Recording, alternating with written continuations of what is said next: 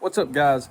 I haven't been on the channel in a while just simply because I haven't been doing much fishing. I just haven't had time. But a couple weeks ago I got to go out and I kind of messed up my trolling motor. Let me show you what I'm talking about.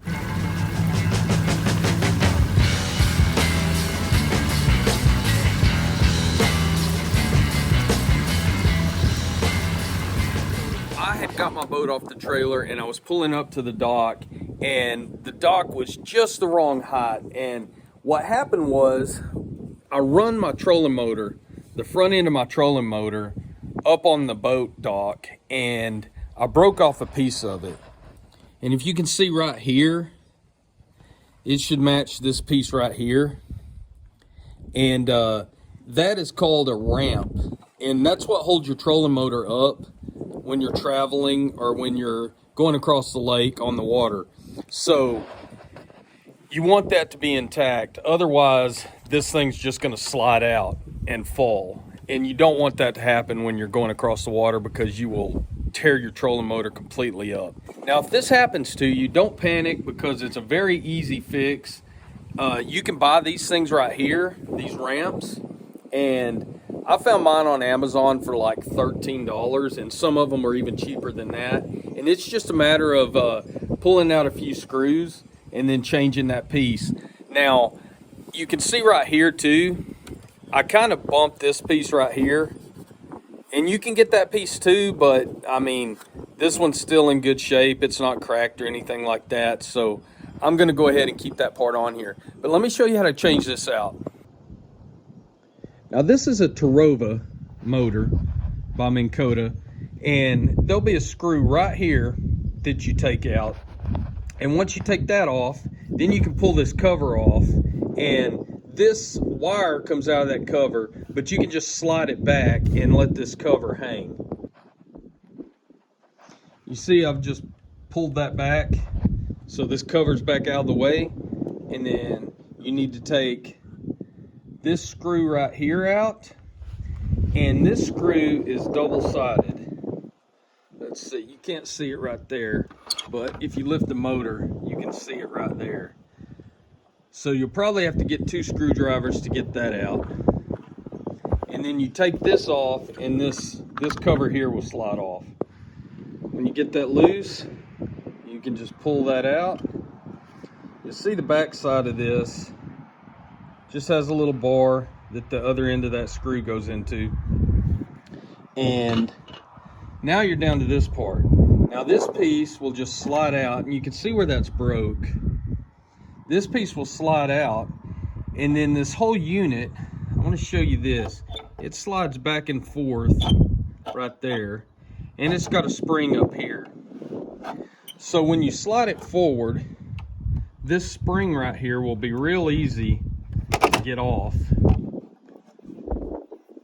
You can take it out. Now, there's just a little stud right there that slides onto, and that's what holds your spring. So I'm going to sit it right there for now. And then you got this piece, and you can just take this, lift it up, and get that straight, and then it comes right out of there. Now the piece we're going to replace is right here, and it's got a screw that goes in there, and then just a plate on the other side that rotates on. What I'm going to have to do, this screw's in here too tight, and I can't get it loose because this wants to spin. So I'm going to grind the head of this screw off, because my new piece came with another screw.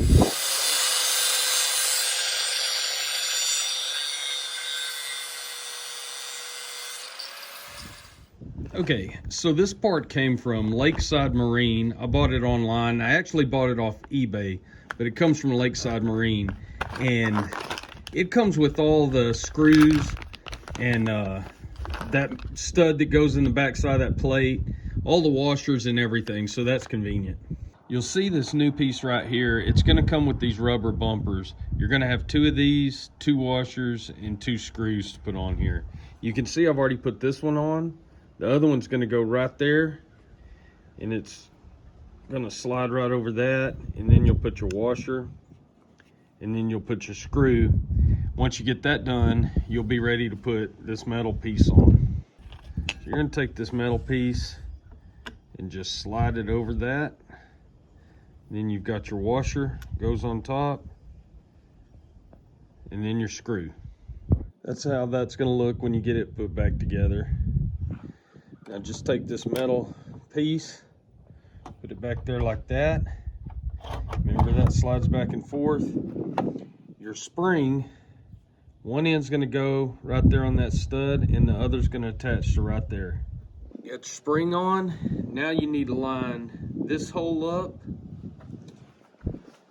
with your screw down there, and you'll use this piece that you took off right there to line that up. Got that on there, and remember you have your screw head on the back side that's a Phillips. I just used a little screwdriver to go on this side and then one to go on the other side and got that tight. Now take your outside cover, work it back down there, and it's just going to fit right back there, and you've just got the one screw to put in. When you get your cover secured, these ramps may be locked up like that, and if they are, you're just going to want to push your handle down to release those. That way your motor will slide back up in there.